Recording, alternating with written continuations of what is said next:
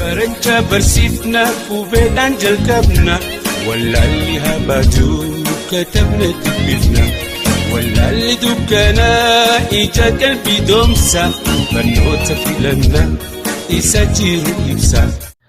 Assalamu alaikum warahmatullahi wabarakatuh. Jestanii barnoota keenya afaan Oromoo haala salphaa barachuutiin walitti deebinee irraa guyyaa har'aagaa bakka duwwaa armaan gadii guuti jedhu kana hedduun keessan sin dhibee jira. Kanaafuu sin dhibuun qabu haala salphaa ta'een akkatti barreeffattan isin agarsiisa. Ka jalqabaa jechoota laafaa dheeraa sadii barreessi jedha.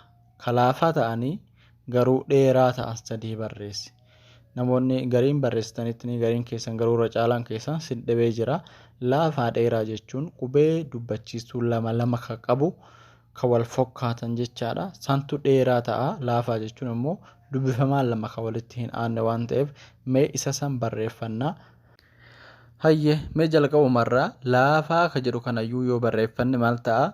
Jechoota laafaa ta'anii dheeraa ta'an keessatti lakkaa'amaa jecha yaalii diimaa yoo laaltan isaa jechoonni kun sadeen laa kana fuulduratti qubee dubbachiistuu a lama qabaa faa fuuldurattis a lama qaba. Maal ta'a? Laafaa. Kunniin jechoota laafaa ta'anii dheeraa ta'an gama lamaniituunu qubee dubbachiistuu lama lama qabaannaan maal ta'a? Dheeraa ta'a. Laafaa dheeraa ta'a jecha akkasanitti isin dhibuun qabu. Salphaa jechoota dheeraa barreessa waan jedha yookaan barreessuu barbaadan maal gochuu qabdanii? Qubee dubbachiistuu lama lama fayyadamuu qabdan dheeraa keessatti. Amma immoo akkatti aanee jiru jechoota jabaa dheeraa sadii barreessi jedha. Jechoota jabaa barreessuuf jabaan qubee lama dubbifamaa qabaachuu qaba jabaa barreessuudhaaf. Dheeraa waan ta'eef akkuma haaluma amma jiru kanaan dubbachiistuu duubaan duubanasaa dheeraa qabaachuu qaba jecha. Kanaafuu jechoota kana sadeen barreessinaayyee. Jechoota jabaa ta'anii dheeraa ta'an barreessuuf qeerroo yoo goone jechi kun dheeraa ta'a.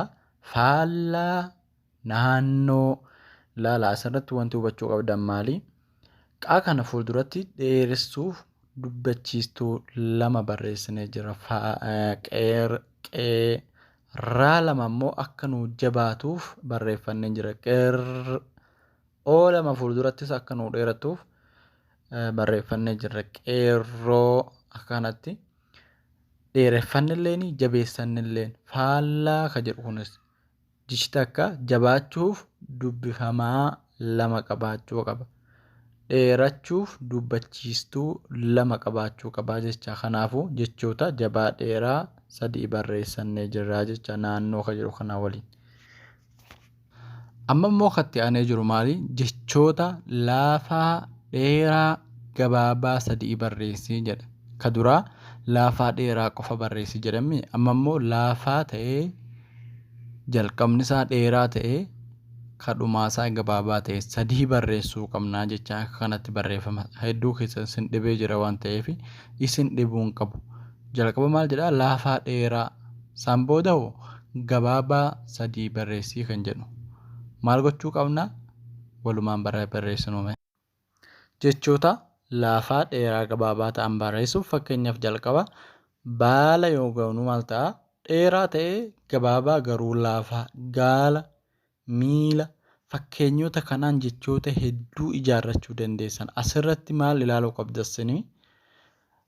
Jechoota hedduu keessa waa sin dhibee fi beekaa har'a sin dhibee jira jechaadha. Jechoota laafaa dheeraa gabaabaa sadii barreessas ni jennaani. Kanaafuu baala jalqaba laafaa dheeraa jedhamee maal godhachuu qabna? Baa kana fuulduratti dheereffachuu qabna. Gara dhumaarratti immoo gabaabaa sadii barreessi yoo jedhe maal ta'uu qaba? Fuulduratti qubee dubbachiistuu lama osoo hin taane takka takkaan barreeffamuu qabaachaa. Kanaafuu akka gabaabaa nuu ta'u dheeraa gabaabaa akka nuu ta'u. Baala ka jedhu kun jechoota dheeraa ta'anii laafaa ta'anii gabaabaa ta'ee jechaadha. Lammanuu kan wal keessaa sadeenuu kan wal keessaa qabu haa jennu.